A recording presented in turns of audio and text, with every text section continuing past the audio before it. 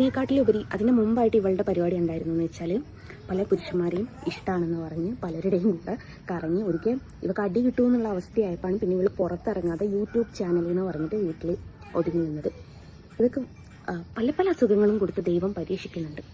നേരെ ചൊവ്വ കണ്ണുപോലും കാണാത്തൊരവസ്ഥയിലേക്ക് എത്തിച്ചിട്ടുണ്ട്. അതെന്തുകൊണ്ടാണെന്ന് വെച്ചാൽ പലരുടെയും ശാപമാണത്. Hello guys, welcome back to my YouTube channel. അപ്പോൾ നമ്മൾ ഇന്ന് സംസാരിക്കാൻ പോകുന്നത് വേറെ ആരെയും കുറിച്ചിട്ടല്ല, ജസ്ന സലീം എന്ന് പറയുന്ന വൻ മരത്തിനെ കുറിച്ചിട്ടാണ്. ആദ്യം തന്നെ പറയാണ്, എന്റെ വീഡിയോ കാണുന്ന ആളുകൾ മാക്സിമം ഈ ഒരു വീഡിയോ ജസ്ന സലീമിലേക്ക് എത്തിക്കുക എന്ന് ഞാൻ പറയും. കാരണം ആ സ്ത്രീ ഒരു വീഡിയോ കാണേണ്ട അത്യാവശ്യമുണ്ട്.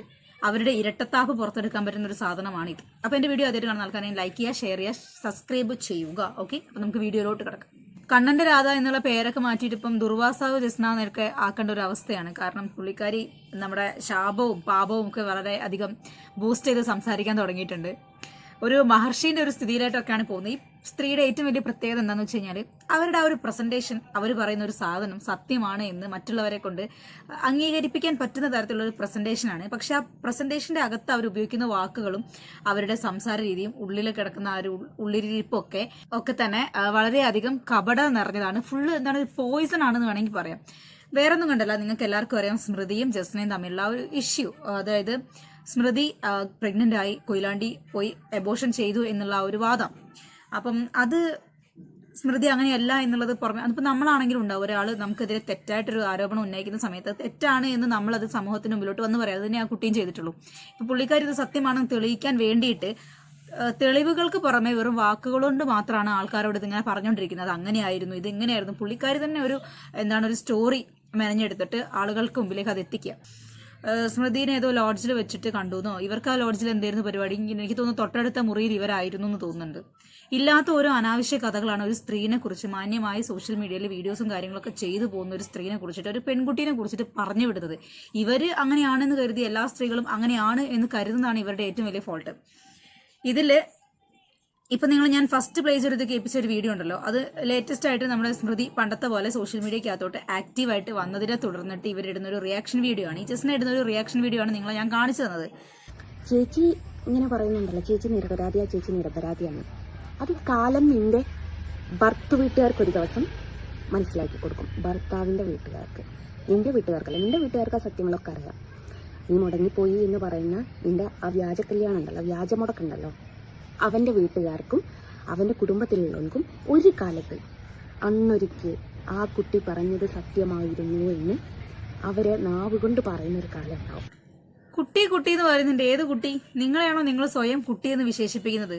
എത്ര കൊല്ലം മുമ്പ് ആയിരുന്നു കുട്ടി ആയിരുന്നത് എന്നുള്ള ബോധം വല്ലതും ഉണ്ടോ? അത് ഇപ്പോഴത്തെ പ്രായം വെച്ച് കണക്കൂട്ടിയാൽ മനസ്സിലാവും. എന്തൊക്കെ അച്ചടിപ്പുകളാണ് പറഞ്ഞിറക്കുന്നതല്ലേ. അതൊക്കെ ആ കുട്ടീന്റെ ഭാവി, മുമ്പോട്ടുള്ള ഭാവിയിലെ കാര്യങ്ങളല്ലേ, അതൊക്കെ അവർ തീരുമാനിച്ചോളൂ. നിങ്ങൾ അതിനുവേണ്ടി ഇപ്പോഴേ മെനക്കെട്ടിട്ട് കുടുംബം കലക്കാൻ വേണ്ടി ഇറങ്ങണ്ട. ഇവരെന്ന് പറയുന്നതുണ്ടല്ലോ, ഇവരുടെ ഈ സംസാര രീതിയും കാര്യങ്ങളൊക്കെ കാണുന്ന സമയത്ത് ആൾക്കാരെ മയക്കുന്ന തരത്തിലുള്ള ഒരു പ്രസന്റേഷനാണ്.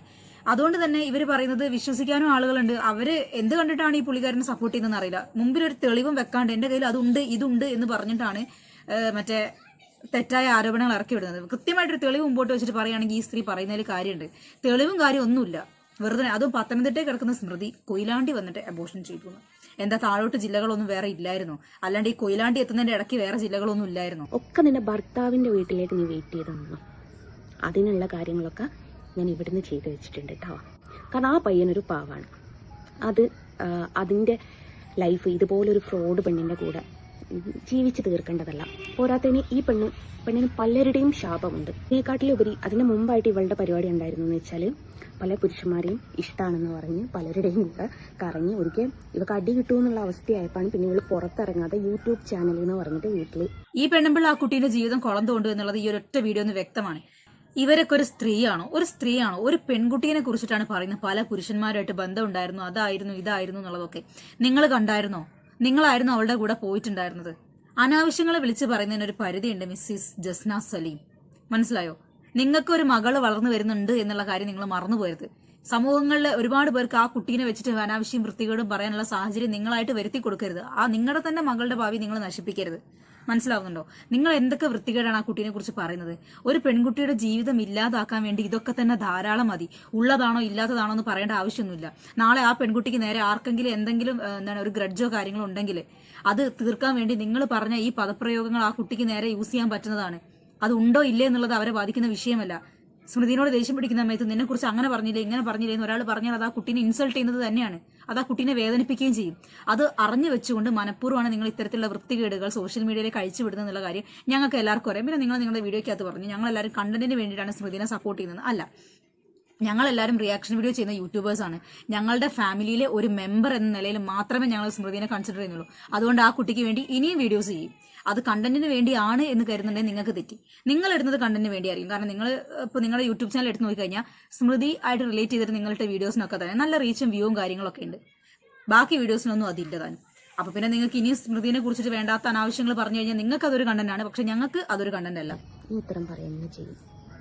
ഞാൻ നീ ഇവിടെ വന്നു എന്ന് മാത്രമേ പറഞ്ഞിട്ടുള്ളൂ.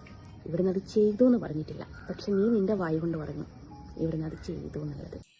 നിങ്ങളെന്താ പിന്നെ പറഞ്ഞത്? നിങ്ങൾ ആ ഒരു കാര്യം അബോർഷൻ ചെയ്തു എന്ന് സ്മൃതിയായിട്ട് തന്നെ വന്ന് പറഞ്ഞാണ്. നിങ്ങൾ പറഞ്ഞിട്ടില്ലാന്നോ? ആ വീഡിയോ മുക്കിക്കഴിഞ്ഞാൽ എന്താ ആരും അത് കാണില്ല എന്ന് തെറ്റിദ്ധരിച്ചോ? ആരും ആ വീഡിയോ കാണത്തില്ലെന്ന് കരുതി നിങ്ങൾ? ഞാൻ കേൾപ്പിച്ചു തരാം. എന്താ ഇവിടെ വ്യക്തമായിട്ട് അവർ പറഞ്ഞത് ഞാൻ കൊടുക്കാം.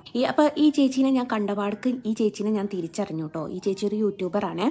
അപ്പോൾ ചേച്ചി എന്തിനാ വന്നതെന്ന് വെച്ചാൽ ഒരു അബോർഷൻ സംബന്ധമായിട്ടുള്ള ഒരു കാര്യത്തിനാട്ടോ വന്നത്.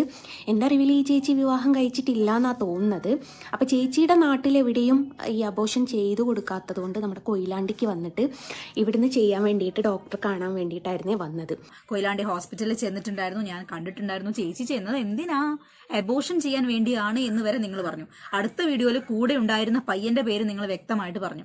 അത് കഴിഞ്ഞിട്ട് വീണ്ടും വന്ന വീഡിയോയിൽ നിങ്ങൾ പറഞ്ഞു ഒരു കൊച്ചിനെ കൊന്നു, നീ ഒരു കൊച്ചിനെ കൊന്നു, ഒരു കൊച്ചിനെ കൊന്നു. ഇതൊക്കെ നിങ്ങൾ പറഞ്ഞത് തന്നെയാണ്. അബോർഷൻ ചെയ്തു എന്ന് നിങ്ങൾ ഡയറക്റ്റ് ആയിട്ടും ഇൻഡയറക്റ്റ് ആയിട്ടും നിങ്ങളുടെ പല വീഡിയോസിലും നിങ്ങൾ പറഞ്ഞു. അതിൽ ചില വീഡിയോസൊക്കെ നിങ്ങൾ മുക്കുകയും ചെയ്തു.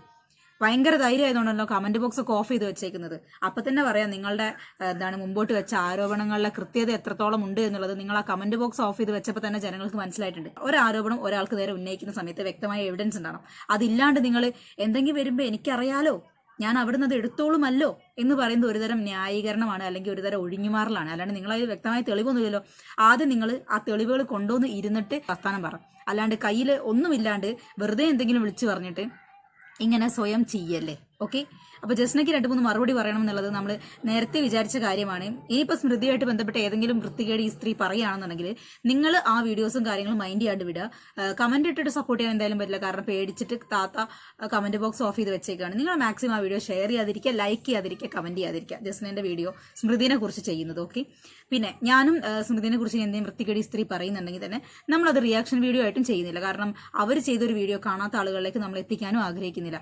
അപ്പം ജസ്ന സലീം, ഇന്നല്ലെങ്കിൽ നാളെ എല്ലാ വീഡിയോയിലും ഞാൻ പറയുന്ന പോലെ നിങ്ങളുടെ പ്രവർത്തനങ്ങൾക്ക് നിങ്ങൾക്ക് ദൈവം എന്തെങ്കിലും കണ്ടറിഞ്ഞ് തരാതിരിക്കത്തില്ല എന്ന് വിശ്വസിക്കുന്നു. മറ്റൊരു വീഡിയോ കാണുന്നവരെ